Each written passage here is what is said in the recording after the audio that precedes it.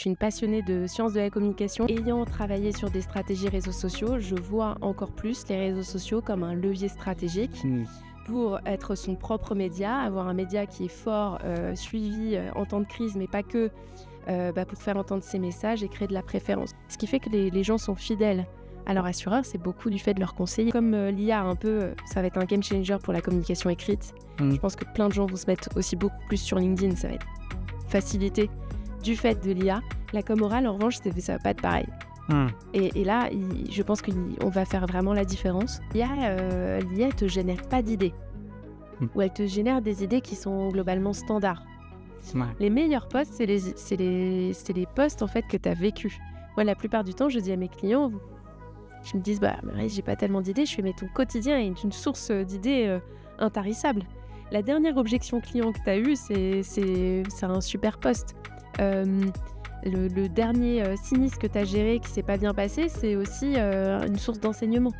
Et donc ça, l'IA, elle peut pas l'inventer, tu vois, il va te faire des trucs un peu bateaux. Je suis en train de finaliser mon offre d'accompagnement pour les agents généraux. Et donc, j'ai fait beaucoup d'entretiens avec des agents pour comprendre leurs freins, leur utilisation au quotidien, etc. Et en fait, je me suis aperçue que pour beaucoup d'entre eux, maintenant, ils communiquaient plus sur leur marque personnelle que sur la marque corporate. Être présent sur les réseaux, c'est plus qu'un atout. Maintenant, c'est vraiment un game changer. Aujourd'hui, on parle assurance, communication et visibilité digitale avec une invitée inspirante, Marie-Christine, entrepreneuse et engagée avec Congruente, qui nous partage du coup son regard sur l'importance d'une présence stratégique sur les réseaux sociaux, dans un secteur parfois perçu comme très traditionnel. Donc bonjour Marie-Christine, je suis très content de t'accueillir. Pour commencer, est-ce que tu pourrais te décrire dans la façon dont tu le souhaites? Salut Antoine, merci pour ton invitation sur ton podcast. Je suis très contente d'être avec toi ce matin. Écoute, déjà, tu as dit pas mal de choses. Donc, Marie-Christine Fontaine, il faut que tu saches que beaucoup de gens dans mon réseau perso ou pro m'appellent Marie. Et donc, peut-être que ça va les surprendre d'avoir mon état civil. Mais donc Marie-Christine Fontaine, fondatrice de Congruente. Je suis une passionnée de sciences de la communication. J'insiste sur le mot science parce que la communication, c'est pas une matière molle, c'est vraiment une matière avec des méthodes, avec des scientifiques, avec des personnes qui ont réfléchi à cette matière et c'est quelque chose qui me passionne et j'en ai fait mon métier et je l'exerce encore aujourd'hui en indépendante et j'aide en fait les assureurs dans leur communication. Alors, tu as à peu près plus de 15 ans de communication, en tout cas pour AXA. Maintenant, moi, c'est la question que je me pose, après autant d'années d'expérience dans un grand groupe, pourquoi t'être lancé en fait dans l'entrepreneuriat avec Congruente? Écoute, AXA, c'est mon premier employeur. Comme je te le disais tout à l'heure, moi, j'ai étudié la communication jusqu'à mon bac+5 et je cherche mon stage de fin d'études. Et j'arrive chez AXA en tant qu'attachée de presse parce que c'est vraiment un des métiers dans la communication que tu apprends vraiment sur le tard, vraiment avec l'expérience. D'accord. Contacter les journalistes, faire des pitchs, c'est quelque chose que j'avais envie de renforcer. Et tu vois, je suis arrivée un peu par hasard pour 6 mois. Je suis restée 15 ans et en réalité, j'aurais pu encore rester les 15 ans suivantes parce que c'est une boîte que j'aime, parce que c'est une boîte qui permet de grandir et on m'a laissé beaucoup de liberté. Cette liberté aussi que j'affectionne dans l'entrepreneuriat.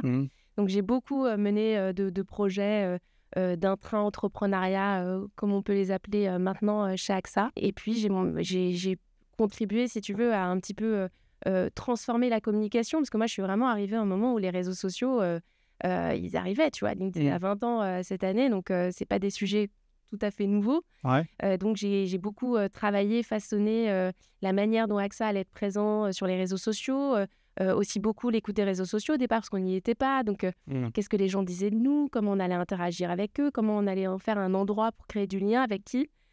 Donc ça, c'était passionnant. J'ai monté l'équipe réputation, influence. J'ai fait des trucs formidables avec des équipes incroyables. Et je crois que le Covid, ça a été un moment, mais comme des millions de Français, on l'a tous vécu.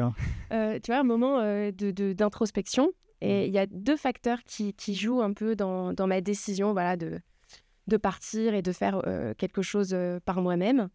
La première, c'est ce moment où c'est la pause pour tout le monde. Tu es chez toi, tu essayes de faire au mieux entre tes obligations familiales, ta vie pro, la protection aussi de nos aînés, tu vois. Moi, c'est quelque chose qui me stressait beaucoup. Mes parents sont tout seuls. comment ça allait se passer pour eux, leur santé est fragile. Donc c'est un moment hyper particulier où en fait tu te recentres un peu et donc arrive ce questionnement, mais que plein de gens ont vécu, peut-être que toi aussi. Ouais, tu changes de boulot, enfin, tu te remets en question un peu, en fait. Tu vois, t'es vraiment, comme tu dis, l'introspection, en fait, t'es chez toi.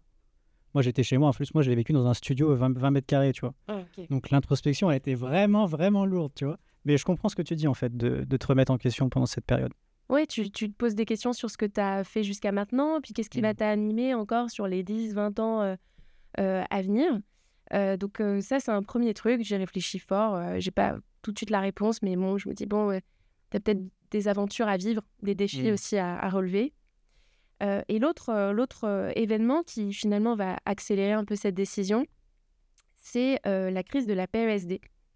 Donc la PSD, je ne sais pas si tu t'en souviens, c'est la perte d'exploitation sans dommage, c'est la crise qu'on a appelée la crise des restaurateurs. D'accord, ouais.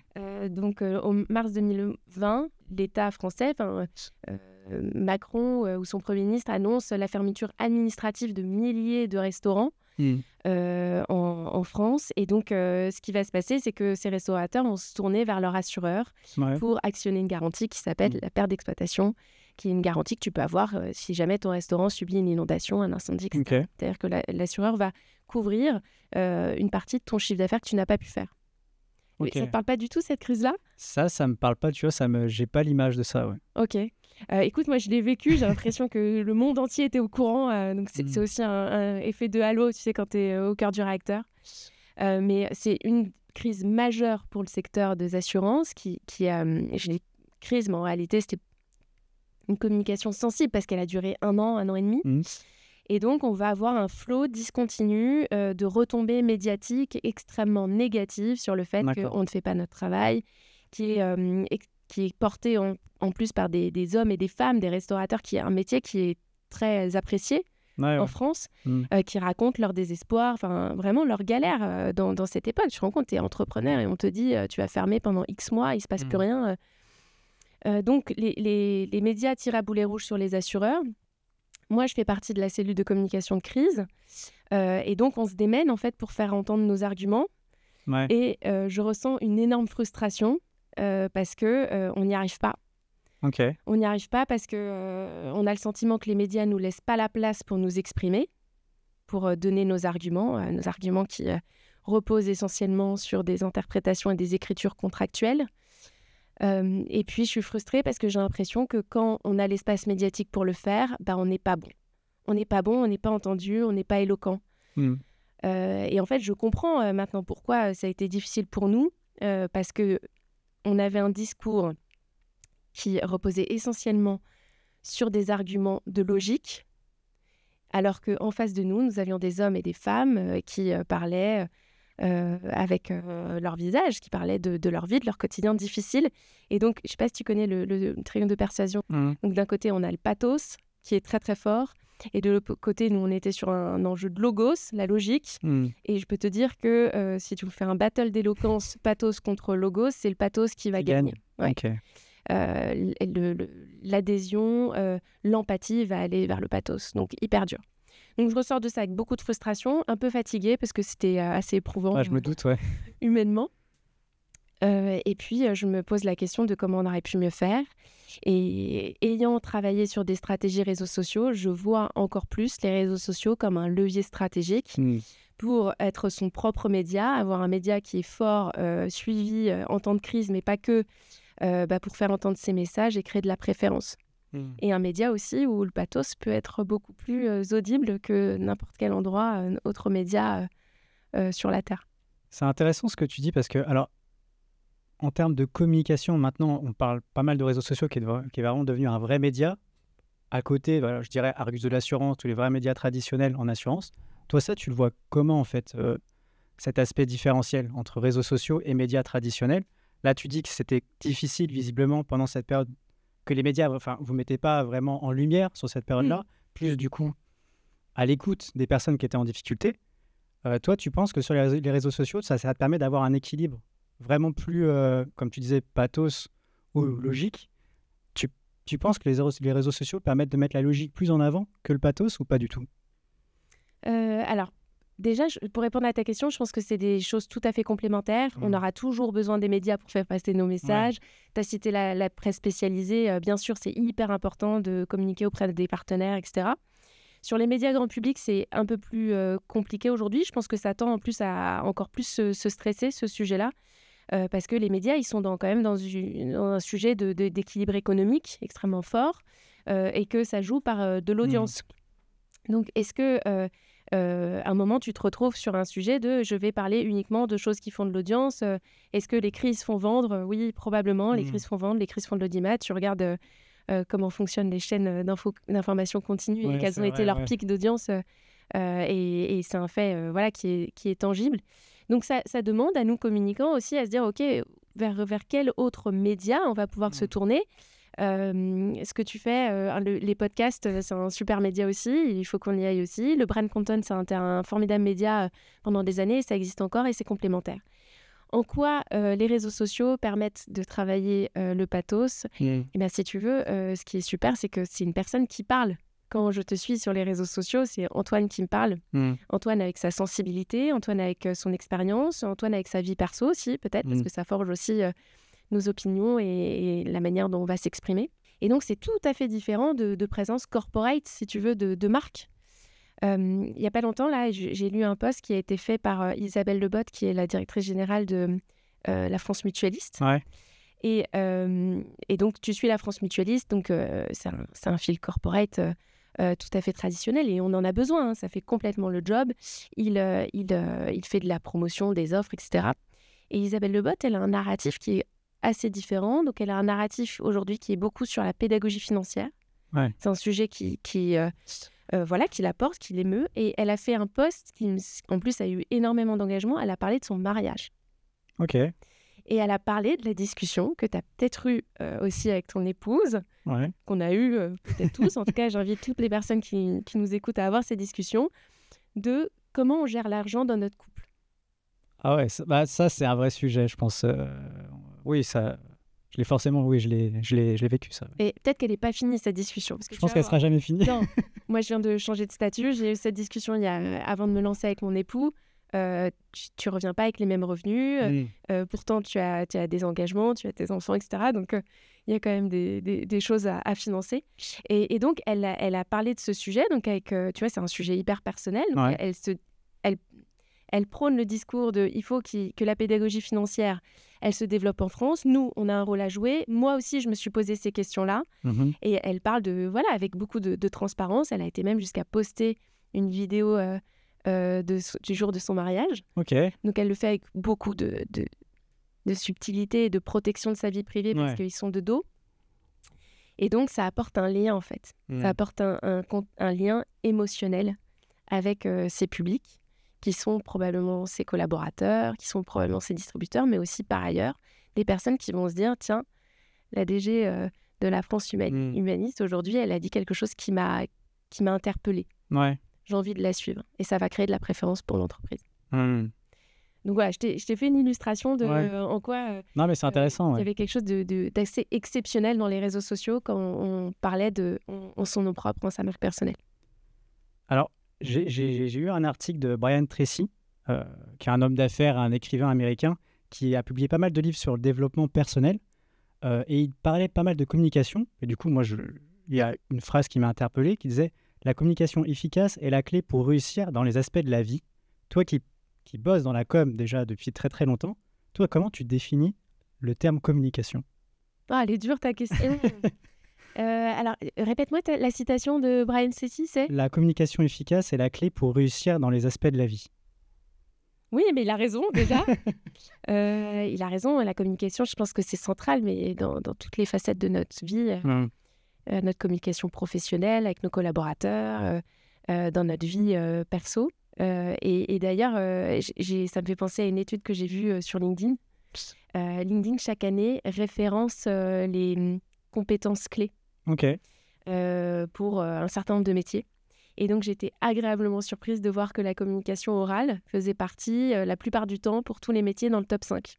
Donc, tu vois, on n'était pas sur un truc d'ingénierie ou d'IA, etc. Il y avait la communication orale. Et ça, c'est très intéressant. Et je me suis dit, pourquoi c'est aussi intéressant ? Et j'ai ma petite idée, c'est que je me dis que l'IA, il est en train de démocratiser la communication écrite. Mhm. Je sais pas si tu l'utilises dans ton Alors, quotidien. moi, j'étais vraiment... Enfin, l'IA, tout le monde en parlait. Moi, j'étais un peu réfractaire. Je dirais pas que c'est clivant, mais je sais par exemple, moi, dans mon quotidien, dans mon travail, je l'utilise pas. D'autres peuvent l'utiliser.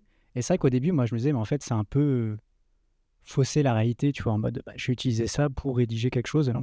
Après, tu as tout l'aspect aussi climat, en termes d'enjeux climatiques, parce que du coup, tu utilises des petits trucs que tu aurais pu faire toi-même, mais au final, tu dis, c'est plus rapide, je vais demander à ChatGPT, tu vois.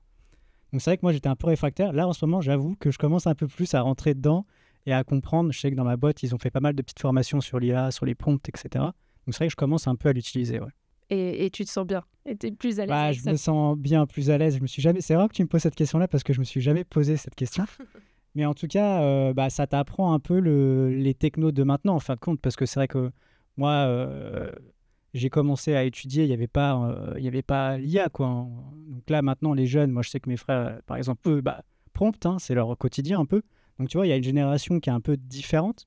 Et je me dis, en même temps, c'est comme nos parents, quand tu as eu l'ère d'Internet, l'ère des PC, après, il faut que tu rentres dedans. Et je pense que tu as une ère qui va arriver IA. Donc, forcément, il faut que tu t'y intéresses. Parce que peut-être que dans plusieurs années, les boîtes vont vraiment l'utiliser au quotidien.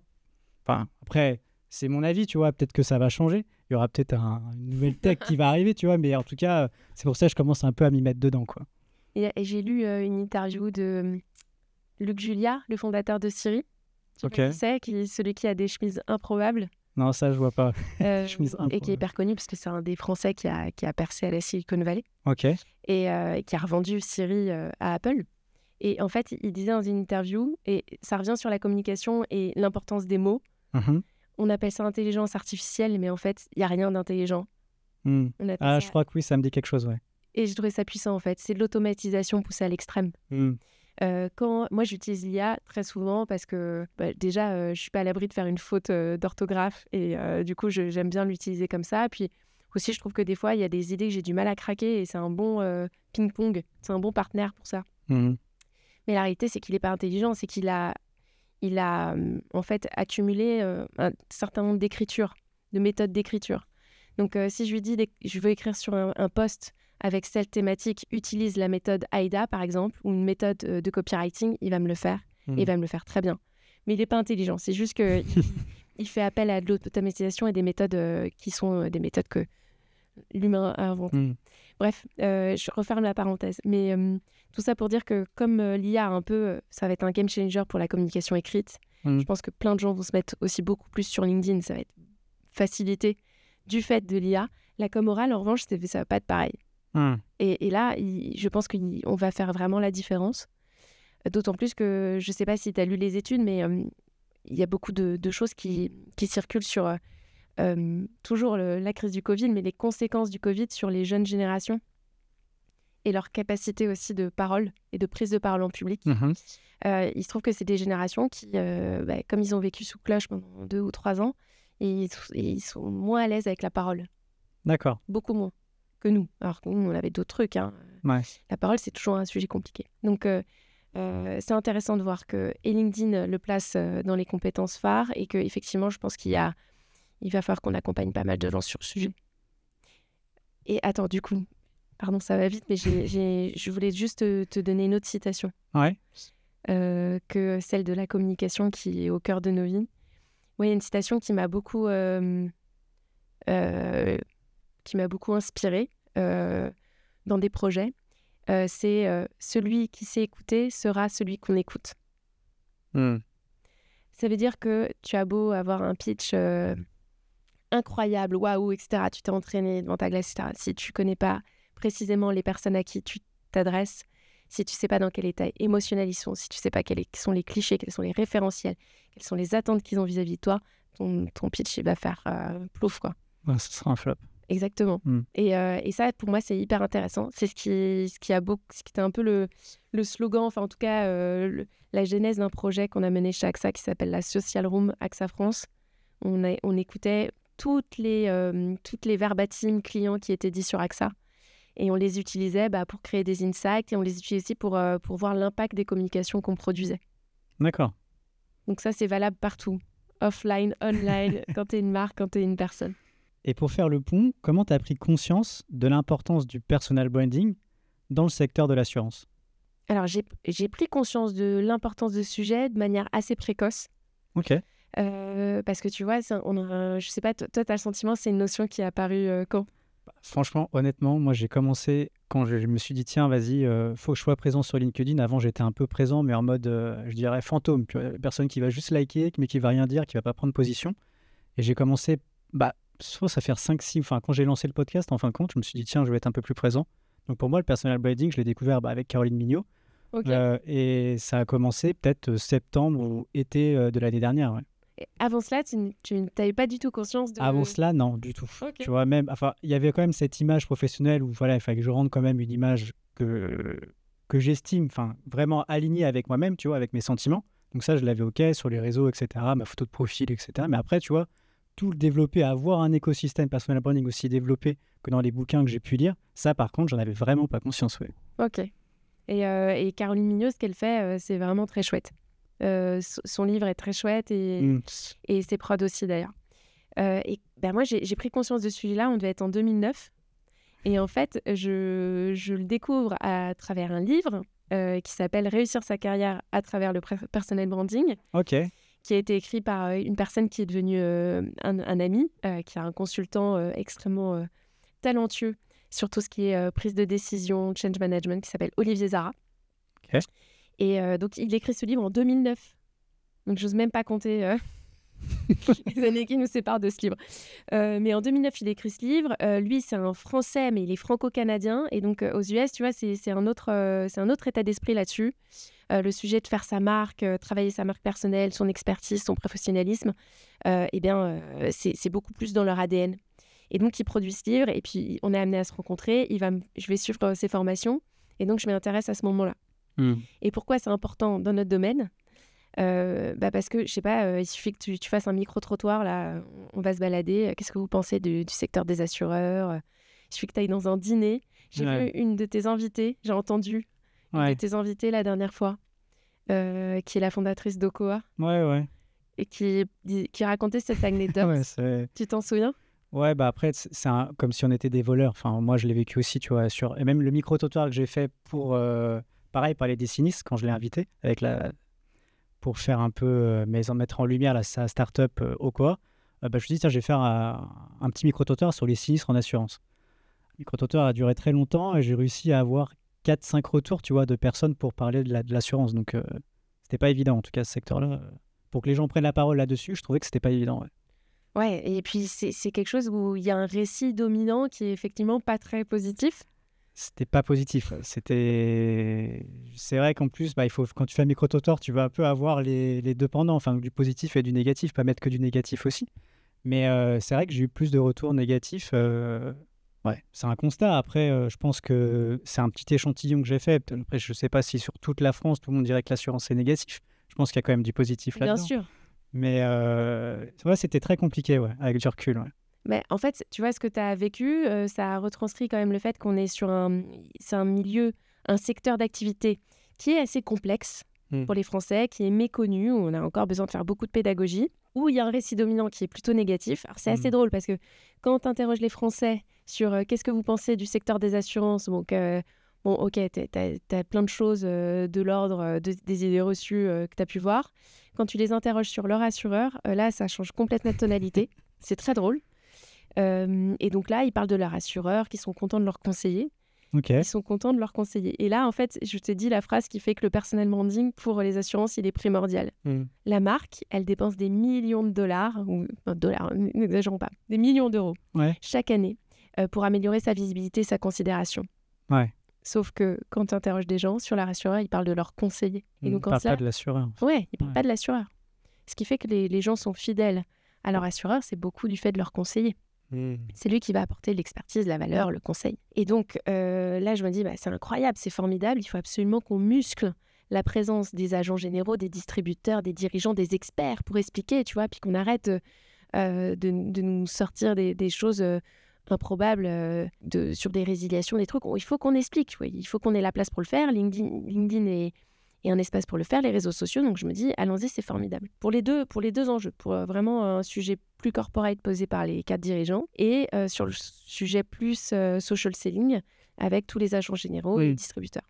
Et donc, j'en prends conscience à ce moment-là et j'ai monté des projets chez AXA. J'ai beaucoup accompagné des 4 dirigeants, des agents. Et c'est aussi une raison pour laquelle j'ai lancé Congruente, c'est que j'avais le sentiment qu'on n'allait pas assez vite. Ouais. J'avais envie d'innover, de proposer autre chose. Et donc, maintenant, avec Congruente, vraiment, je fais vraiment des choses très personnalisées ou en groupe qui sont différenciantes. Parce que là, ce que j'entrevois, en tout cas, dans l'accompagnement qu'on peut avoir chez les agents aujourd'hui, dans la plupart des compagnies, on leur propose des plateformes de contenu, de partage de contenu. Je ne sais pas si tu es familier de ça. Du tout. Je sais que je vois de plus en plus d'agents sur LinkedIn, entre autres, qui partagent pas mal de mêmes contenus avec la même image de marque. Tu vois, si c'est de la Massive, si c'est Generali, etc. Un peu le même contenu avec tous les agents généraux. Du coup, tu le vois très rapidement, voilà, qui sont avec Generali. Voilà, c'est ça. Il y a, comme tu dis, il n'y a pas vraiment de...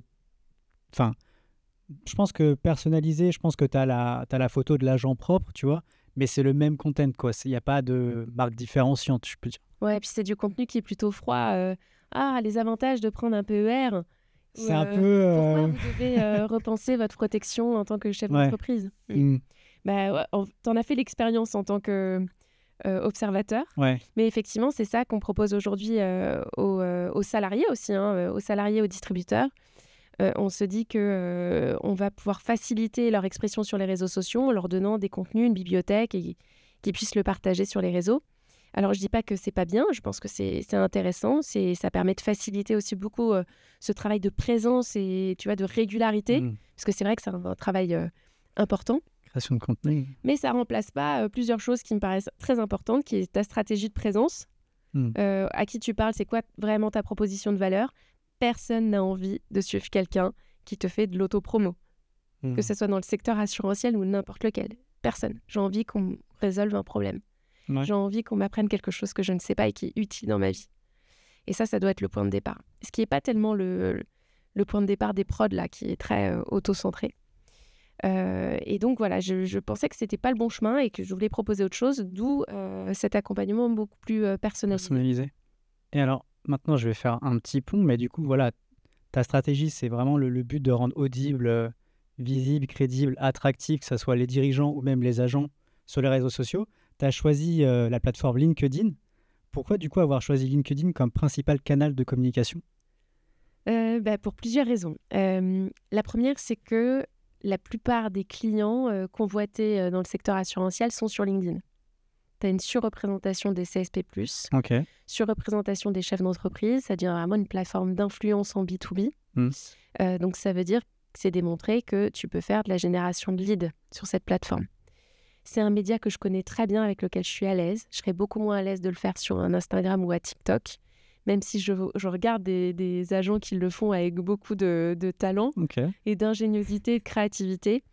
Mais voilà, c'est moins ma zone de jeu. LinkedIn, c'est une plateforme qui repose énormément sur la proposition de valeur plus que sur le divertissement.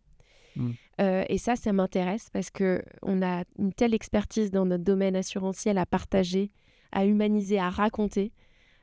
Finalement, mon métier, moi, c'est de raconter des histoires, et c'est d'aider les autres à se raconter eux-mêmes. Il y a parfois des freins. Il y a une méconnaissance aussi du fonctionnement de la plateforme, parce que tu le constates, t'es utilisateur, l'algorithme, il est capricieux. Il change très récemment. Donc il faut s'adapter, il faut essayer des choses, donc on a besoin d'accompagnement là-dessus. Mais c'est les raisons pour lesquelles LinkedIn, ça m'a motivée, et je ne connais pas nul autre canal de communication, et là j'élargis un peu, qui te permet de garder le lien avec ton réseau pro actuel et de te rendre visible de tes prospects ou d'un réseau professionnel que tu convoites.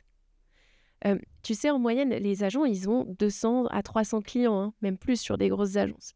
Ça veut dire qu'ils ne voient pas leurs clients, ou ils ne les rencontrent pas une fois par an. C'était impossible, tu vois, sinon ils mangeraient tous les jours avec ses clients, c'est improbable. Et donc, LinkedIn, c'est quand même un super moyen pour être dans le quotidien de tes clients, de tes prospects. Tu leur parles tous les jours.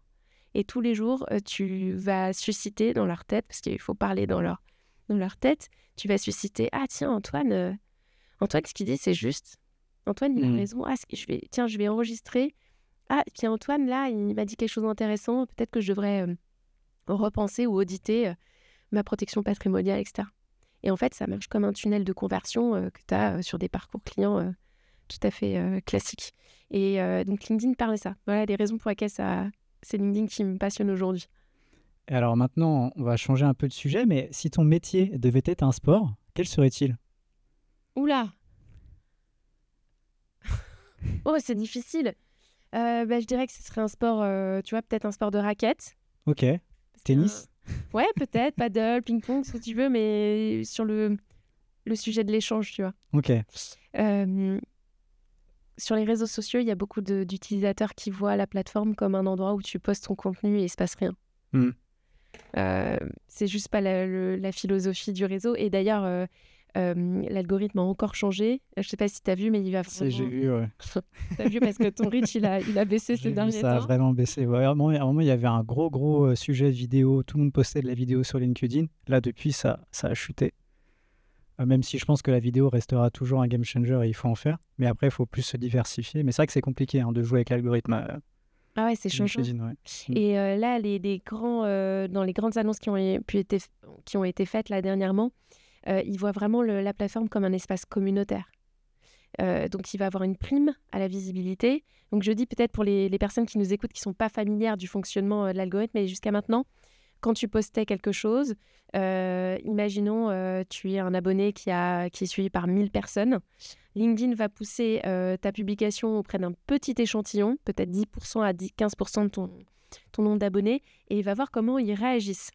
S'ils réagissent positivement et de manière réactive, c'était 1h30, donc si tu veux, tout le monde est au taquet. Donc, si tu as beaucoup de commentaires, d'engagement, sachant que les commentaires, c'est valorisé beaucoup plus qu'un simple like ou instructif, et bien dans ce cas-là, LinkedIn disait « Ok, la publication d'Antoine ou celle de Marie, elle a de l'intérêt, je vais l'exposer à plus de monde et même l'exposer à une audience qui est encore plus large que ton réseau en organique, celui du nombre de tes abonnés. » Donc jusqu'à maintenant, c'est un peu ce modèle qui prédominait. Demain, on sera moins sur une logique de durée. Tu vois, il faut absolument que tout le monde réagisse très rapidement. Ouais. Donc c'est bien parce qu'il y a des publications que tu as faites qui sont peut-être très très bien et qui ont 15 jours et qui vont être poussées par LinkedIn, donc c'est top. Mais là, c'est vraiment la qualité des commentaires que tu peux avoir sur ta production, ta capacité en fait à créer de la discussion, à avoir des commentaires, de créer le débat quelque part, tu vois, mais un débat vertueux, un débat sympathique, un débat où il y a de la valeur. Donc ça, c'est ce qui va être le plus valorisé. Je sais plus quel est... Ah, on parlait du sport. Du sport, oui, c'est ça. Tennis, paddle, exactement. ping-pong. Et donc, le sport de raquette pour l'échange, c'est-à-dire mon métier, ça va être d'accompagner mes clients vers plus d'échanges et d'interaction.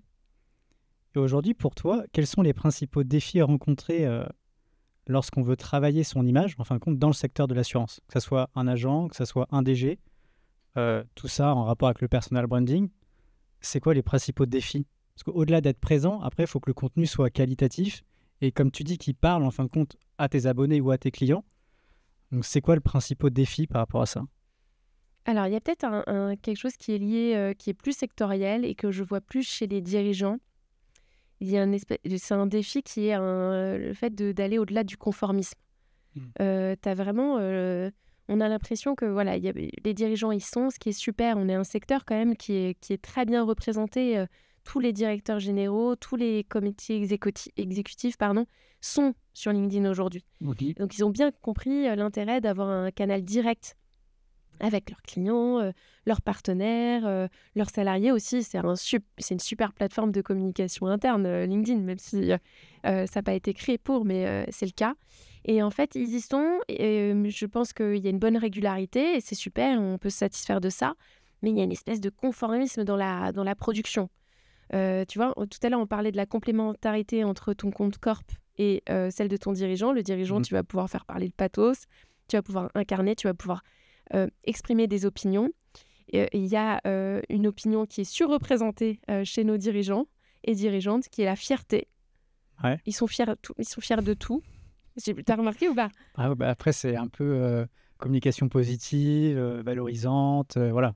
formidable, super. Et honnêtement, aucun doute sur le fait qu'ils sont fiers, mais il y a un autre panel d'émotions à aller investiguer pour créer cette connexion émotionnelle, pour ressentir de la confiance vis-à-vis du dirigeant. Tu peux parfois être déçu, tu peux être en colère, tu peux être frustré. Comme on a la chance d'être sur un secteur d'activité qui est vraiment au cœur du quotidien des Français. Et donc, tu es au cœur de pas mal de combats aussi. Ouais. La lutte contre le changement climatique, la lutte contre la précarité. L'assurance, c'est une dépense contrainte pour beaucoup de gens. Et donc, comment on fait pour avoir des assurances qui sont de plus en plus inclusives? Donc, il y a plein de choses à faire, vraiment, des choses à dire, des débats, des discussions, des valeurs qui te portent. Et voilà, il y a un truc très conformiste où je pense qu'ils s'observent en se disant, bon, lui, il bouge pas non plus, donc en fait, je vais rester comme ça, je prends pas de risque. Ouais. Et donc, j'ai envie de dire à ces dirigeants, allez au-delà de cet obstacle-là, parce que vous êtes, en plus, vous êtes très modélisant pour vos salariés, vos distributeurs. Donc, c'est important ce que vous allez faire sur les réseaux sociaux. Ça va aussi modeler tout l'ambassadorship qui va être fait par ailleurs.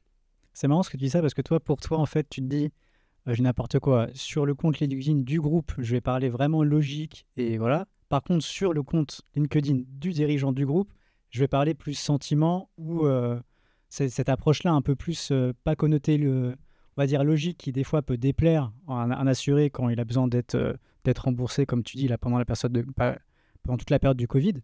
Et du coup, avoir vraiment une approche, je dirais pas amie, mais tu vois, plus, on va dire, plus avec un contact positif, tu vois, en fin de compte. C'est plus ça que toi, tu prônes, en fin de compte, cet aspect-là. Même si c'est pas que, on va pas faire un carnet de je veux pas voir tous les dirigeants parler de toutes leurs émotions, c'est pas ça que je veux dire, mais c'est quelque chose qu'ils font de manière tout à fait spontanée.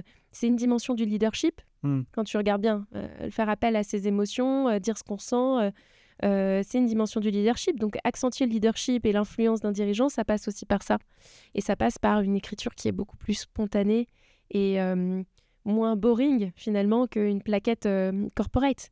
La plaquette corporate, le rapport d'activité, ils ont une raison d'être, ils ont besoin d'être là et c'est super. Je veux vraiment qu'on soit OK là-dessus. Mais là, tu développes un autre canal, donc c'est le moment de développer une autre palette un autre registre. Sentiments. Et c'est des gens qui, dans la vraie vie, sont particulièrement talentueux, parce que déjà, ils seraient pas à ce poste-là, sont particulièrement éloquents, ont vraiment des choses hyper intéressantes à dire. Et des fois, je suis un peu déçue de voir que ça ne se retranscrit pas dans leur prise de parole. Il y a un dirigeant que je suis avec beaucoup d'intention, que je trouve qui fait des choses vraiment très intéressantes, qui est le dirigeant d'AEMA Group, que tu connais aussi, que tu suis. Je suis, c'est vrai que tu y prends position. Et c'est là aussi où tu vois peut-être une scission entre le monde mutualiste. J'ai cité Isabelle Lebotte tout à l'heure, et plutôt les assureurs traditionnels. Donc tu sens que voilà, il n'y a pas peut-être la même liberté.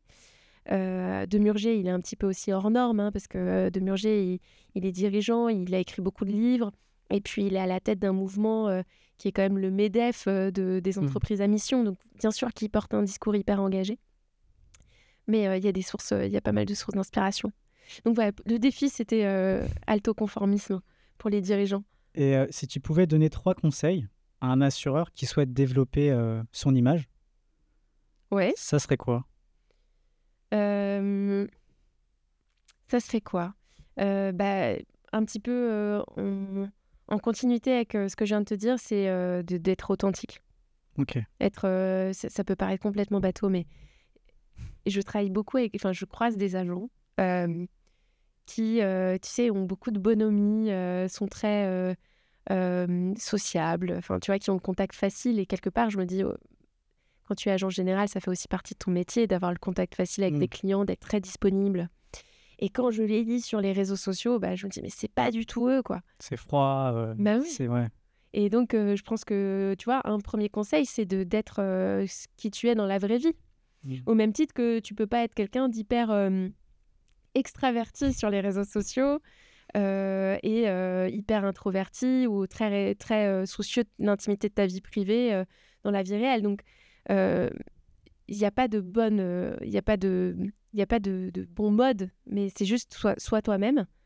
Et ça, j'observe beaucoup de freins, parce que ça, c'est quelque chose où tu touches à des freins profonds psychologiques. Hein.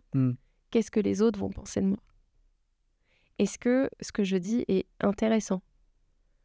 Et oui, ce que tu dis est intéressant. Et la plupart des trucs que me disent les agents me disent mais ça a du sens. Je fais mais bien sûr. Bien sûr, parce que toi, c'est ton métier et tu le dis tous les jours et tu as peut-être le sentiment que ça n'apporte pas de valeur, mais c'est hyper intéressant.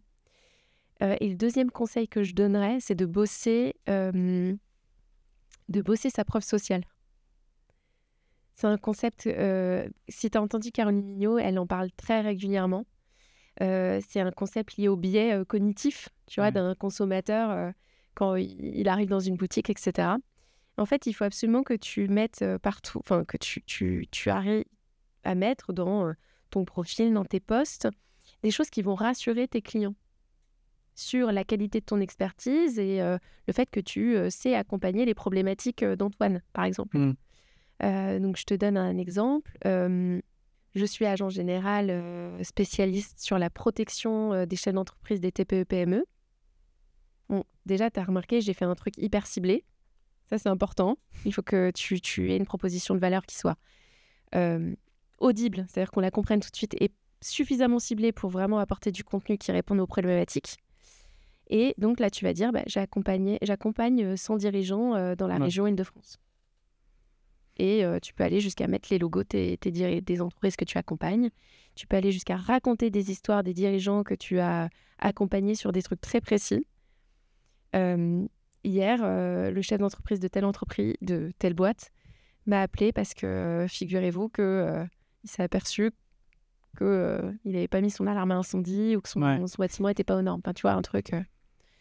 Et donc ça, c'est important parce que déjà, ça monte ton quotidien et aussi là où tu interviens. Et puis, ça fait naître l'idée dans des personnes qui te suivent de c'est l'agent qu'il me faut.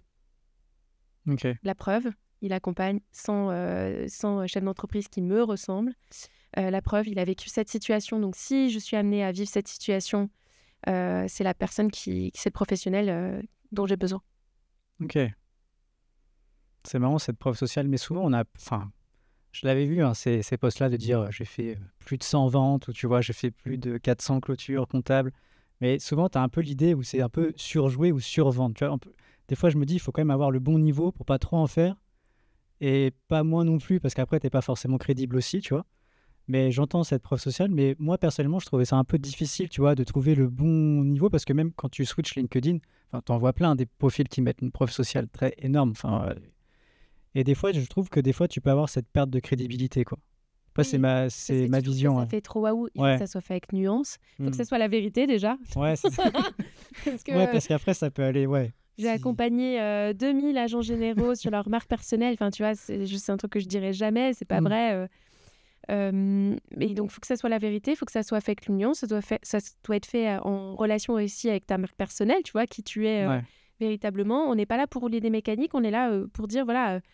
une fois que tu dis je suis l'expert d'eux, c'est important pour les personnes qui te suivent, qui ne te connaissent pas encore, d'apporter de la réassurance. Et là où je pense que tu as été soumis à pas mal de posts, enfin en tout cas de profils de solopreneurs et de freelance, parce qu'effectivement c'est ça qui... Remarque, c'est un vrai game changer dans l'usage de la marque personnelle, et c'est que en fait, c'est des personnes qui se lancent tout seuls et ils ont beaucoup besoin de preuves sociales parce qu'ils ne sont pas agents chez Allianz, chez AXA. Donc, tu vois, il n'y a pas la marque corporate en ombrelle ou toi chez Abeille. Et donc, c'est hyper... Eux, c'est leur principal argument de vente. Tu vois, c'est le bouche à oreille, c'est le fait que j'ai déjà fait ça 10 000 fois. Surtout quand tu es junior. Tu vois, j'hallucine. Des fois, je vois des profils... j'admire un peu leur audace et leur courage de personnes qui ont 25 ans et qui te disent que c'est l'expert de tel sujet, tu vois, alors que ça fait 1 an qu'ils se mettent dessus. C'est bon, bref, on n'est pas tous sensibles. On n'est pas tous sensibles au même niveau. Et est-ce que tu aurais une anecdote à me partager globale de ce que tu as vécu ou autre une anecdote que j'ai envie de partager avec toi et nos auditeurs. sur le sujet de la présence digitale. Écoute, moi, j'en ai une là qui me vient parce qu'elle est super récente. Je ne sais pas si tu as suivi un petit peu l'actualité autour d'AXA, qui a lancé une nouvelle garantie pour la protection des hommes et des femmes, d'ailleurs, qui sont victimes de violences conjugales. Ça te parle, cette garantie? Vu, ouais. Donc, dorénavant, dans l'assurance habitation, en fait, quand tu subis, je sais pas, un dégât des eaux, tu as des services de relogement, des garanties de relogement quand ton habitat est insalubre. Ben là, un petit peu de la même manière, si tu es un homme ou une femme qui subit des violences conjugales, AXA te propose de te reloger en urgence. Quand tu as décidé de partir de chez toi, des fois, la question, c'est « Ok, mais je vais où, en fait ? Je pars où avec mes enfants ? Je sais pas quoi faire. » Et donc AXA propose cette condition de relogement donc pendant une semaine, ce qui est génial, hein, si tu veux. Ça te permet quand même de te poser, de pouvoir faire tes dossiers. Il y a aussi une assistance juridique, d'ailleurs, qui est proposée. Bref, donc très bel engagement qui se concrétise dans les garanties contractuelles. Et donc, moi, je parcours mon fil sur LinkedIn et donc je vois une personne en plus qui fait le même métier que moi, tu vois, qui fait de la communication. C'est peut-être probablement pour ça que ça m'a un petit peu plus énervée. Et donc, qui parle de ce sujet-là, qui prend l'annonce presse et qui met un tampon de pinkwashing. Tu vois ce que c'est le pinkwashing ? Ça te parle ? Pas du tout. Bah, c'est le greenwashing, mais à la cause féminine. Ah d'accord, ok, d'accord. Tu vois, c'est un vocable qu'on peut adresser aux boîtes qui ont des promesses, disent qu'ils sont très engagés sur les femmes, puis en fait, elles font rien du tout, tu vois. Ok. Complètement ignoré. Et donc, elle dit, ouais, c'est du pinkwashing. Bref. Et donc, moi, j'ai quand même bossé chez AXA. Je connais très bien les équipes qui gèrent à la fois le mécénat, parce qu'AXA est engagé au titre du mécénat, au titre du pro bono, avec des juristes qui accompagnent depuis de nombreuses années des femmes qui sont victimes dans leur dossier, leur sujet juridique. Et donc, je me dis, bon, j'y vais pas et tout. Puis en fait, je suis libre de le faire, tu vois. J'aurais été salariée à AXA. En fait, je l'aurais pas fait. Ouais. Je l'aurais pas fait, je l'aurais pensé très fort, mais je l'aurais pas fait parce que je me suis dit, bon, est-ce que c'est une bonne idée ? J'aurais probablement appelé la responsable de la réputation pour lui dire, est-ce que tu penses que c'est une bonne idée ? Là, c'est là où je deviens complètement schizophrène. J'ai occupé ce poste, donc j'aurais reçu le poste d'une personne chez AXA qui me dit, bon, j'ai vu ce poste, moi j'ai envie de répondre et tout, t'en penses quoi ? Tu leur ai dit... Ben, j'aurais dit non. J'aurais dit non. Ouais. J'aurais dit non parce que j'aurais craint d'exposer la marque, j'aurais craint qu'il y ait un effet Streisand, à savoir que une petite publication qui faisait 300 likes, elle en fasse 3000 parce que ça devient un battle de AXA contre... C'est la raison, ouais. Donc, ouais, j'aurais préféré, mais c'est un peu dans notre nature de gestionnaire du risque, tu vois. Toute décision est pesée et j'aurais probablement dit non parce que j'aurais estimé que le sujet du bénéfice versus le risque n'était pas satisfaisant. Et pourtant, là, je le fais. Donc là, je le fais, j'écris, je fais écoutez, parce que j'aime pas les gens qui tutoient sur LinkedIn, alors que je les connais pas. Je sais pas si tu as le sentiment. Ça, j'ai pas ce problème-là. Donc, je dis, voilà, moi, je suis pas d'accord avec votre propos. Et donc, je lui explique pourquoi. Je lui apporte des éléments de preuve. Bref, puis elle me dit, oui, mais non. Je fais, avant de parler, il faudrait peut-être faire une recherche sur le sujet. Tu vois, moi, je ne porterai pas ce type d'accusation sans être très, très certaine de ce que j'avance, quoi. Bref. Donc, le sujet est clos. Maintenant que tu as le nombre d'impressions sur les commentaires, tu sais, maintenant tu peux le voir. Ouais. Je vois quand même ce commentaire fait pas mal de vues, justement, c'est intéressant. Et puis, il se trouve que je vais à un événement du secteur assurantiel, que je croise des personnes de chez AXA et qui me disent ah, c'est cool, Marie, que tu aies posté ce post. C'est chouette que tu l'aies fait. Et je fais ouais, je l'ai fait et tout. Puis en fait, je m'étonne moi-même. T'as vu, je me suis sentie libre de le faire et je pense que j'aurais pas eu le même truc. Et en fait, je me suis fait la réflexion de c'est drôle parce que on est toutes les boîtes, même hors assurance, on rêverait d'avoir des salariés qui prennent nos défenses sur les réseaux sociaux. Et quand ça se présente, t'as l'impression que non, on n'est pas sûr, machin. Donc moi, j'avais envie de dire qu'il faut libérer les énergies. Voilà, c'est ça le meilleur truc qu'il faut faire pour faire de l'ambassadorat. C'est super d'avoir des plateformes qui te permettent d'industrialiser, d'aider, etc., d'éviter la feuille blanche. C'est formidable d'avoir des formations, mais il faut libérer les énergies. Il faut un moment que les salariés ils se sentent libres d'écrire ce qu'ils veulent. il y a des règles et je pense ça fait des années qu'on a communiqué dessus, donc les gens le savent bien, mais ils sont trop... Du coup, on est trop prudents, si tu veux. Donc voilà, c'est l'anecdote que je voulais te raconter. Non, c'est intéressant, ouais. C'est vrai que même moi, tu vois, même moi qui maintenant poste régulièrement sur LinkedIn, des moments, je me suis dit, mais en fait, je suis quand même salarié, tu vois, je suis pas solopreneur ou entrepreneur. Comment est-ce que c'est bien vu, pas mal vu? Je parle en mon nom, je parle pas au nom d'Abeille, tu vois. Mais c'est marrant que tu dis ça parce que je me suis posé cette question-là aussi, tu vois. C'est intéressant. Et pour continuer, est-ce que tu aurais un livre, une reco à nous partager ou même podcast qui t'a aidé au cours de ton parcours professionnel ou même personnel, hein? Il y a un podcast que je voudrais mettre en lumière, j'en profite d'être avec toi aujourd'hui, qui s'appelle Perspective de vie, qui est fait par une femme qui d'ailleurs m'inspire par son parcours aussi, parce que c'est aussi un parcours de reconversion, tu vois. C'est Célia Rabic qui est à la tête de ce podcast. Et donc, c'est une personne qui travaillait dans tout ce qui est sujet d'investissement dans une grosse boîte et qui a décidé de partir et qui est passionnée de contenu, en fait. Et sa mission, dorénavant, c'est de rendre accessible, de rendre visible tout ce milieu de l'investissement, de la pédagogie financière, de la gestion de patrimoine. Et donc, elle fait ce podcast depuis un certain nombre de temps maintenant. Et je le suis avec intérêt parce que ça m'apprend beaucoup de choses sur... déjà aussi un sujet qui me paraît plus obscur, tu vois. Pourtant, c'est pas très éloigné, tu vois, de mes sujets, mais... tout ce qui est asset management, family office. Et puis, ça m'apprend beaucoup sur ma gestion personnelle. Ah ouais, mes d'accord. finances. On en revient au poste de Isabelle. Exactement, exactement. Enfin, on en est toujours là. Et donc, voilà, je trouve qu'il y a beaucoup de valeur. Donc, voilà, à travers toi, je voulais lui mettre un petit coup de pouce. Et un autre truc, peut-être, j'écoutais pas mal de podcasts, tu vois, de businesswoman. Ouais. Puis en fait, j'ai l'impression que, tu vois, ça m'aidait pas. Sur le moment, je trouvais ça utile et puis après, je l'ancrais pas. Le vrai truc qui est utile pour moi aujourd'hui, c'est de faire du sport. Ok. Voilà, c'est un truc qui m'apprend la régularité. Tu vois, comme les posts LinkedIn. Tu vois, même si tu veux pas aller à la salle, bah, tu vas y aller quand même. Ouais. Qui m'apprend en fait le goût de l'effort. Quand c'est dur, c'est que bah, tu peux encore pas taper 10-20% au-dessus. Et ça, tu vois, moi, la prospection, c'est pas mon terrain de jeu. C'est un truc que j'appréhende vachement. Et donc, me confronter à la difficulté, le sport, ça m'aide aussi à ça. Donc, je trouve beaucoup de parallèles entre ma vie de solopreneur et le sport, donc la discipline. Quand tu dis que la prospection, c'est pas ton terrain de jeu, ça m'étonne un peu parce que je me dis, comme tu es dans la com, tu vois, donc tu as quand même une bonne prestance, tu sais quand même bien parler. Moi qui regarde pas mal tes posts sur LinkedIn, je trouve quand même qu'il y a de la valeur ajoutée dans ce que tu dis. Donc c'est vrai que c'est marrant que tu me dis ça parce que pour moi, je pense que tu arrives très bien à te vendre, tu vois. Enfin, c'est l'image que tu mets en avant en tout cas. On va dire que je fais du soft power. Ça, c'est un truc qui est, sur lesquels c'est facile.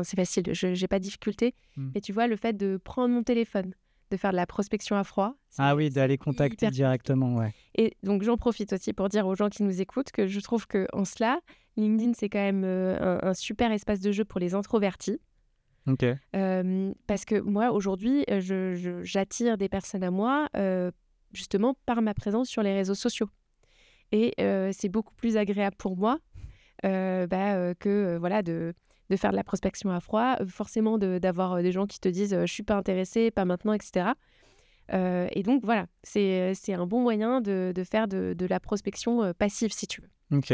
Donc, c'est comme ça qu'aujourd'hui, essentiellement, je génère du lead vers mes solutions de conseil. Et ça me va très bien, même si mon petit défi perso, tu vois, c'est quand même de muscler ma prospection active. Maintenant, on va parler du NPS, du Net Promoter Score, qui est une métrique de l'expérience client qui mesure la probabilité qu'un client recommande votre produit. Moi, j'ai remarqué quand même qu'au niveau des InsurTech, bon là j'ai pris exemple sur Alan, qui a un score de 68 sur 100 sur l'année 2024, il me semble, ou 2025, qui est vraiment au-dessus de la moyenne, en tout cas du secteur de l'assurance santé. J'avais également pris part du rapport du World Life Insurance Report 2025 de Capgemini, une Research Institute. Et en fait, ce qu'elle disait, c'était surtout les sociétés qui étaient vraiment innovantes, donc tout ce qui était InsurTech, qui avaient vraiment pris le dessus par rapport à ces recommandations que les assureurs traditionnels. Et par rapport à ça, c'est vrai qu'il y avait la responsable mondiale de ce secteur-là par rapport à cette étude-là qui disait en fait que l'assurance vie est vraiment en train de perdre un statut d'incontournable. Les assureurs doivent combattre l'idée selon laquelle l'assurance vie ne se résume pas à une assurance et un décès. Tu vois ?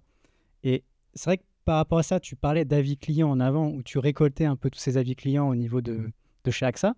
Pour toi, la réputation en ligne, en fait, quel est l'impact de cette réputation en ligne dans l'image globale de l'entité du groupe, par exemple ? C'est vraiment très important ou c'est... parce que maintenant, par exemple, là, j'avais vu une campagne de pub, pareil, c'était Massif, je crois, qui prenait en fait texto des retours de ses clients, qui les mettait en avant. Pour toi, maintenant, une bonne campagne de pub, c'est mettre en avant ses clients ou mettre en avant un produit, en fin de compte? C'est les deux en réalité. Ta meilleure publicité, c'est des avis clients positifs, bien sûr. Il faut que tu saches les valoriser pour attirer d'autres personnes qui ressemblent à la cible. Tu te souviens de l'histoire de la preuve sociale. Ouais. Donc, ce que tu dis, ça a de l'intérêt. Ce que je retiens là dans le sujet par rapport à la citation de la personne sur l'assurance vie, c'est que l'assurance vie, effectivement, c'est plus un sujet de décès, etc. C'est un sujet de gestion de patrimoine. Ouais. C'est comment tu vas amoindrir ton imposition, comment tu vas transmettre ton patrimoine à tes enfants. Et donc, si tu veux, il y a 1 million de sujets. Enfin, là, tu peux vraiment avoir un narratif quasiment quotidien. Donc, c'est pas bonjour monsieur, je viens vous voir, et puis après, tu le revois plus. Ta vie, elle change en plus. Et en cela, j'invite tes auditeurs à aller voir ce que font les CGP. Les CGP, ils sont hyper forts pour faire un narratif autour de l'assurance vie. Ok. Et d'ailleurs, moi, je les prends souvent en exemple pour accompagner mes clients agents d'assurance qui sont spécialisés en gestion de patrimoine, parce que ils voient juste, quoi. Ils sont vraiment dans la tête des personnes qui les écoutent. Et je t'invite à suivre une jeune CGP, parce que je crois qu'elle a que 2 ans d'activité, qui s'appelle Morgane Ernoux, qui a plus de 12 000 abonnés aujourd'hui sur LinkedIn. Et Morgane, tu vois, quand tu l'écoutes, elle te dit moi, je fais 100% de mes leads, je les fais sur LinkedIn aujourd'hui. Et comment elle fait ça ? Parce que, comme le suggérait ta question, en fait, elle ne parle pas que de technique, elle parle justement pas du tout de technique. Elle te dit pourquoi il ne faut jamais mettre tes enfants en bénéficiaire sur un contrat d'assurance vie, enfin au nom de tes enfants. Tu sais pourquoi ? Ah, vas-y, dis-moi. Mais parce que c'est un truc qui a été observé notamment beaucoup chez les garçons. C'est qu'une fois que, si tu ouvres un contrat d'assurance vie dans l'optique de je veux que mon enfant ait un petit patrimoine à ses 18 ans pour financer ses études, sa voiture, etc. La conséquence, c'est que le jour de ses 18 ans, il est propriétaire de X milliers d'euros que tu as mis sur son compte pendant 20 ans, tu vois. Enfin, 18 ans en l'occurrence. Et donc là, la question qui se pose, c'est est-ce qu'il a la maturité de gérer ce patrimoine ? Oui, d'accord, ok. Ouais. Il va tout liquider, faire un rachat. Mais ouais, mais c'est une question que tu dois te poser. Et donc, ça s'est vu beaucoup chez des mecs qui claquent tout, en fait. D'accord, nous, on est plus dépensiers. Ouais, apparemment. Ça demande à être... on mettra un lien vers l'étude sur le podcast pour dire d'où ça sort. Mais donc, ça, c'est hyper tangible. Et la question, c'est pas tellement est-ce que j'ai envie d'une assurance vie. Tu as plein de choses qui drivent des gens sur l'assurance vie. Donc, elle a un narratif hyper puissant, elle publie beaucoup et il y a plein de choses à dire, même sur le volet actualité. Tu es dans le monde du réglementaire, ça bouge tout le temps. Ouais, tout le temps. Les clients, ils ont besoin aussi d'avoir quelqu'un qui les conseille, qui leur respecte, qui rend ça vraiment digeste quelque part. Et l'autre point par rapport à la vie client, la vie client, il doit être valorisé, il doit beaucoup plus être mis en lumière. Et Morgane, elle fait bien les deux. C'est pour ça que c'est un bon exemple et ça retranscrit bien... en tout cas, c'est une bonne illustration pour ta question. Donc, les deux trucs gagnants. Dans la newsletter de Maud Alaves, on en parlait en off, il y avait un article qui m'avait interpellé sur l'utilisation de l'IA pour l'écriture de posts sur LinkedIn. Aujourd'hui, c'est vrai qu'avec un bon prompt, tu peux facilement, limite, te rédiger une newsletter qui est très correcte, même un post qui est très percutant avec beaucoup d'engagement. À l'heure où on peut quand même remettre en cause, on met quand même pas mal en cause l'authenticité, notamment avec l'utilisation de l'IA, te dire est-ce que c'est moi qui parle ou c'est l'IA ? Comment tu peux retrouver en fait cet équilibre entre authenticité et professionnalisme dans sa communication ? Alors je dis pas qu'on n'est pas professionnel quand on utilise l'IA, mais c'est différent, tu vois. Enfin, moi, je trouve que c'est un peu différent. Comment tu peux retrouver cette authenticité si tu utilises l'IA, par exemple? Il y a déjà un premier sujet, c'est que l'IA te génère pas d'idées, Hmm. ou elle te génère des idées qui sont globalement standards. Ouais. Les meilleurs posts, c'est les posts en fait que tu as vécu. Moi, la plupart du temps, je dis à mes clients qui me disent Marie, j'ai pas tellement d'idées, je fais mais ton quotidien est une source d'idées intarissable. La dernière objection client que tu as eue, c'est un super post. Le dernier sinistre que tu as géré qui s'est pas bien passé, c'est aussi une source d'enseignement. Et donc ça, l'IA, elle peut pas l'inventer, tu vois. Il va te faire des trucs un peu bateaux sur pourquoi je dois prendre une assurance vie, etc. Donc ça, déjà, l'IA, elle génère pas d'idées. Donc on a déjà des bons trucs à lui apporter. Le deuxième sujet, c'est que je pense que c'est ce qu'on disait au préambule, ça va démocratiser la présence sur les réseaux sociaux. Il y a plein de gens qui ne se sentaient pas à l'aise avec l'écriture et vont se dire formidable, je vais aller sur l'IA, ça va me faire tous mes trucs. Et tu as raison, moi je l'utilise aussi et il n'y a pas de problème à ça. Ça me permet de structurer ma pensée. Des fois, c'est pas fluide, il me fait des bonnes accroches. Mais ça n'empêche que si tu n'as pas une bonne stratégie de présence, si tu n'es pas solide là-dessus, tu peux écrire ce que tu veux. Ça marchera pas. Non, ça ne marchera pas. Et d'ailleurs, des premières choses que je déconstruis avec les personnes que j'accompagne, c'est à qui tu veux parler et pourquoi. À qui tu veux parler? Je veux parler à tout le monde. Non, parler à tout le monde, c'est parler à personne. Donc, on va aller voir quelle est la micro-cible. Plus tu iras sur une micro-cible, plus tu vas te distinguer. Ok, pour toi, il faut mieux aller sur une niche que d'aller de dire, vas-y, je vais parler à plusieurs auditeurs, quitte à une niche, ça, ouais. Des fois, mais du coup, tes clients, enfin les agents, ils peuvent pas se dire des fois, je vais perdre une part de ma clientèle si je parle pas à eux aussi. Tu vois, non, il n'y a pas ce retour-là? Si, après, ils te disent, oui, mais comment je fais? Dans ce cas-là, on admet que LinkedIn, c'est un des piliers stratégiques pour aller adresser cette clientèle. Ok. Et il se trouve qu'il y a quand même de plus en plus, les agents, ils ont fait leur transformation digitale aussi, qui ont d'autres assets. Ils ont des newsletters, ils ont des sites web, ils ont aussi beaucoup de présentiel. C'est des gens qui voient leurs clients one-to-one ou aussi font des conférences. Et en cela, c'est plutôt cool. Mais le meilleur conseil que je peux apporter pour un agent, par exemple, qui veut être visible très rapidement, avoir des effets, un retour sur investissement rapide, tu te mets à fond sur une micro-cible. Attention, un truc sur lequel tu es vraiment très expert, qualifié, ta proposition de valeur, elle est reconnue. Et c'est en cela où l'IA ne remplacera pas ton expertise. Et tu fonces. Et tu as eu quand même plusieurs années d'expérience chez AXA. Maintenant, aujourd'hui, avec l'ère de l'IA, LinkedIn, les réseaux sociaux, quelle tendance, toi, tu as vraiment observé qui est la plus forte en termes de changement, tu vois, tout au long de l'année, enfin même cette année, mais même parce que l'année, il y a l'IA qui est vraiment qui explose, mais même par le passé, tu vois, quelle est vraiment la tendance qui, toi, t'as plus marqué au cours de ton quotidien pro Alors là, si je me projette dans le futur et sur l'usage de LinkedIn, il y a un truc qui m'a marqué, c'est que je suis en train de finaliser mon offre d'accompagnement pour les agents généraux. Et donc, j'ai fait beaucoup d'entretiens avec des agents pour comprendre leurs freins, leur utilisation au quotidien, etc. Et en fait, je me suis aperçue que pour beaucoup d'entre eux, maintenant, ils communiquaient plus sur leur marque personnelle que sur la marque corporate. Est-ce que tu vois ce que ça veut dire? Ok. Ça veut dire que quand je viens te voir, je dis bonjour Antoine. Avant, probablement que je t'aurais dit bonjour Antoine, je suis agent général Alliance, spécialiste du cyber, par exemple. Ouais. Et maintenant, ils font plus du tout ça. Maintenant, ils te disent bonjour Antoine, je suis Marie-Christine Fontaine, j'ai une expertise de 15 ans dans l'assurance cyber, j'ai accompagné 20 clients sur des problématiques, etc. Donc, en fait, le sujet de la marque corporate, de la marque de l'assureur, ça devient un sujet secondaire. Et en fait, j'étais assez surprise de ça, parce que moi, je viens du corporate, tu vois, je viin de la compagnie. Ouais. Donc, pour moi, forcément, c'est ce qu'il y a de plus majeur, quoi. Oui, c'est important, tu vois, c'est un actif stratégique que j'ai contribué à défendre pendant des années, qu'il faut valoriser, et puis qu'il faut rendre visible, etc. Et encore une fois, qui demande des investissements humains et en investissements colossaux. Et donc là, j'ai des agents qui me disent « Non, mais tu sais, moi, Marie, la marque, c'est OK, c'est un sujet de réassurance, c'est un sujet que j'adresse après. » Moi, ce qui fait que mes clients viennent me voir aujourd'hui, c'est ma marque personnelle.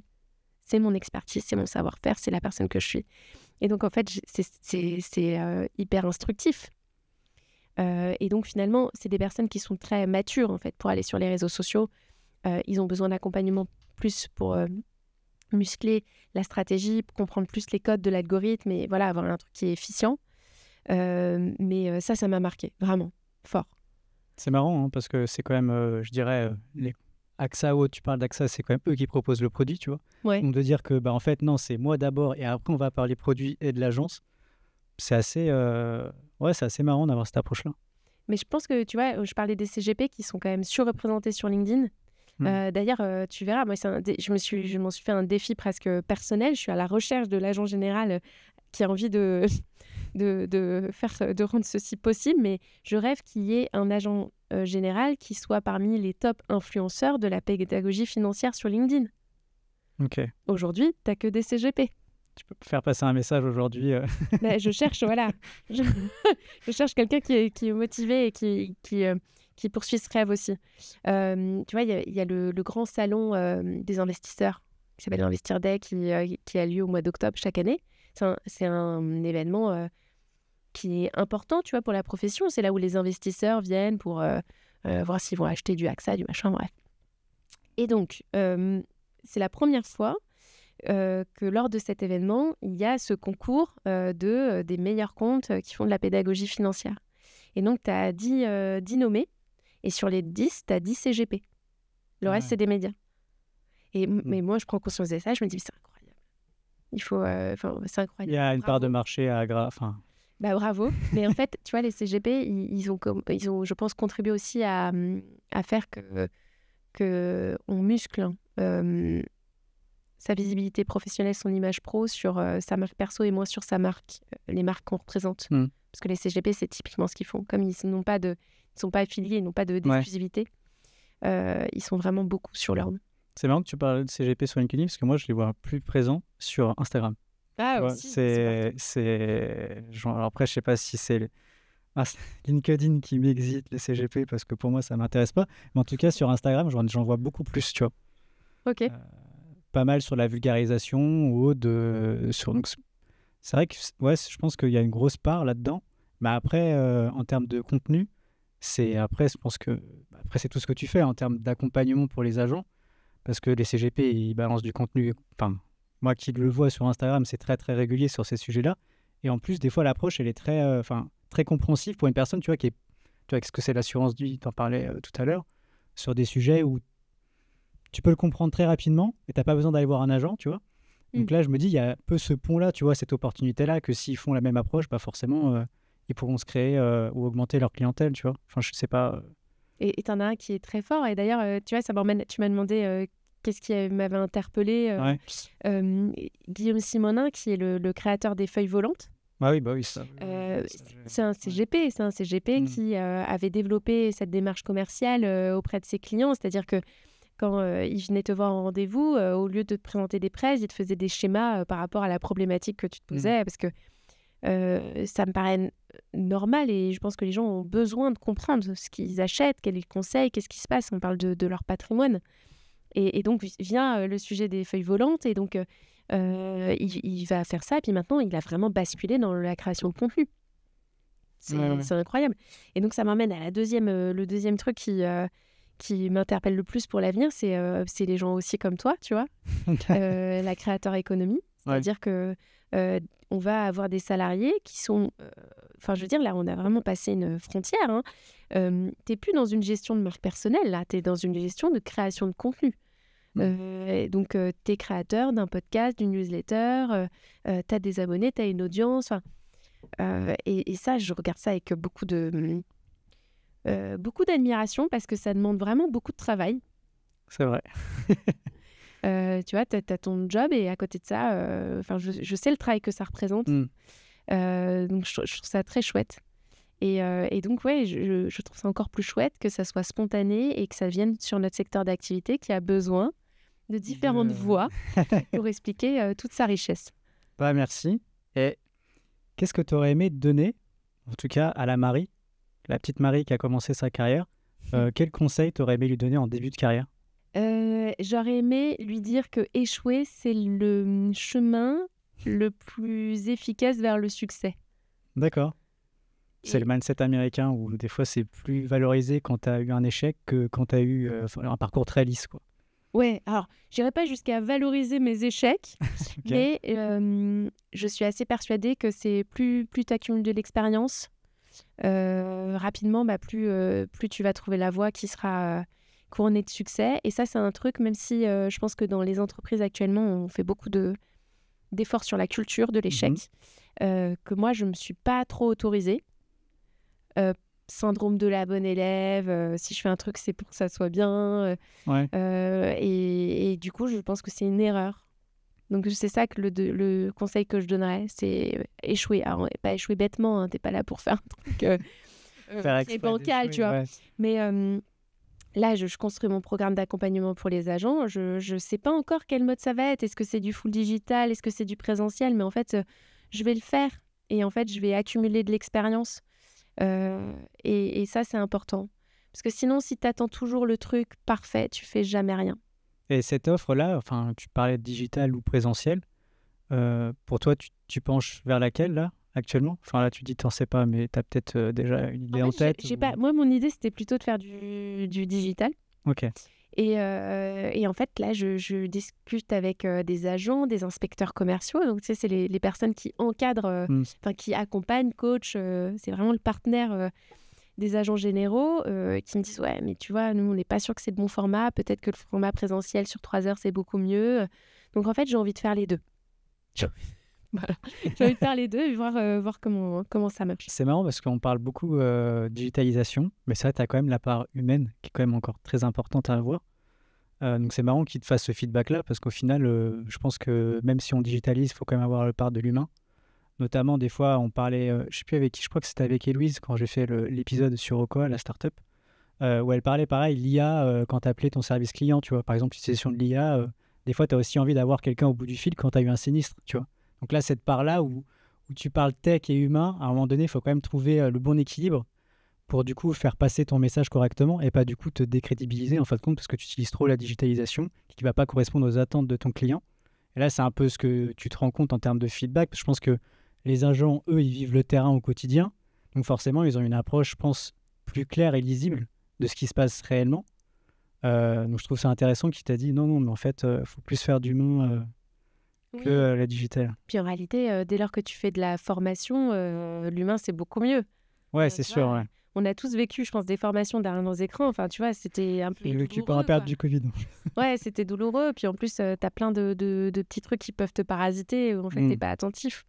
Formation, c'est un cadeau que tu te fais. Donc, il faut que tu te donnes les moyens. Le présentiel, c'est bien, c'est mieux pour ça. Mais écoute, je sais pas, je vais tester les deux. On verra bien ce que ça donne.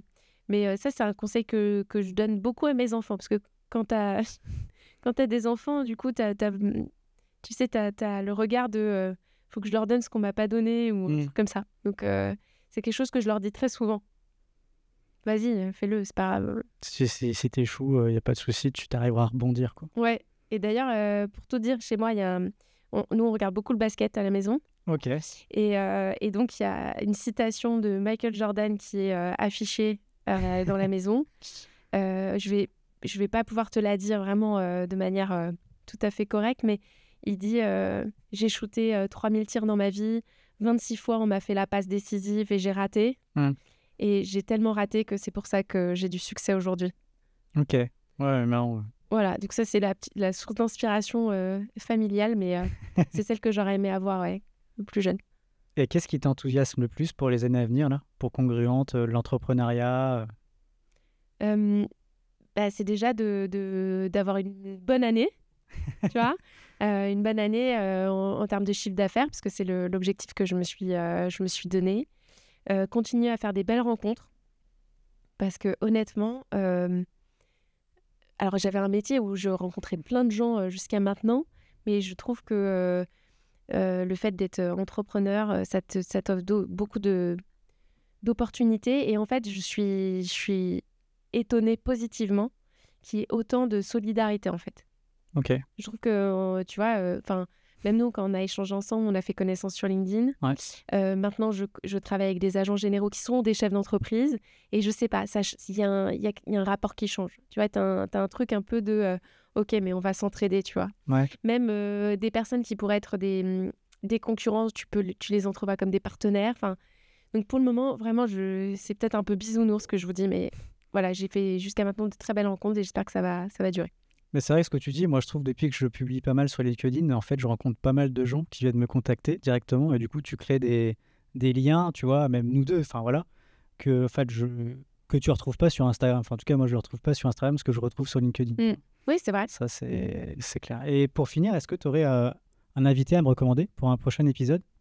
Alors j'ai réfléchi à cette question parce qu'elle m'a été soumise, parce que c'est pas une question avec laquelle tu réponds comme ça. Et en fait, j'ai beaucoup réfléchi à ta question et je me suis dit que ça serait intéressant de mettre des personnes, des métiers qui ne sont pas forcément très visibles et qui, moi, m'ont passionnée quand j'étais chez AXA, qui sont les personnes qui règlent les sinistres et notamment qui règlent les sinistres lors des accidents corporels graves. Ok. Donc là, je parle vraiment d'accidents de la route où malheureusement tu as des décès, où tu as des personnes qui vivent un handicap, ou tu vois, l'explosion de la rue de Trévise, ou voilà, des choses humainement... Désolée, je plombe vraiment l'audience, mais l'audience, c'est le moment de le dire, l'ambiance. Mais voilà, c'est des gens qui font un travail très difficile et humainement, qui le font vraiment avec beaucoup de justesse. Et d'empathie aussi, non? Ouais, énormément. Et moi, j'ai adoré travailler avec eux. J'intervenais parce que dès lors qu'on était saisi d'un sinistre qui est médiatique, bah forcément, généralement, quand tu as des choses un peu lourdes, ça devient un sujet, tu vois. Et je travaillais à leur côté, j'ai toujours fascinée par leur sang-froid, leur humanité et le lien qu'ils avaient avec leurs clients. Parce que tu vois, quand tu accompagnes un de tes clients, un de tes bénéficiaires qui a un enfant et qui a un accident et qui est handicapé, il est possible que son handicap soit évolutif. Et donc, ça veut dire que ces personnes-là, ces équipes, elles vont accompagner cet enfant qui va devenir un adulte pendant 10, 20 ans. Donc, il y a des relations très fortes, tu vois, qui se nouent. Ouais. Et voilà. Donc, moi, c'est un métier que j'ai trouvé passionnant, dont on ne parle pas beaucoup, qui est plutôt méconnu. Et je trouverais intéressant que tu puisses en inviter. Bah, merci beaucoup pour cet échange. Mais je suis très content de l'avoir réalisé. Je crois qu'on en avait parlé il y a quoi? Il y a 3-4 mois, non? Ouais, même je crois que c'était plus court, tu vois. Comme quoi, on fonce. Bah, merci beaucoup pour être venu à l'épisode. Puis en tout cas, je te souhaite plein de bonnes choses pour Congruente et du coup réussir ton chiffre d'affaires sur l'année. Et ma mission, qui est quand même de rendre plus visibles et audibles les assureurs sur LinkedIn. Merci à toi. Salut Antoine.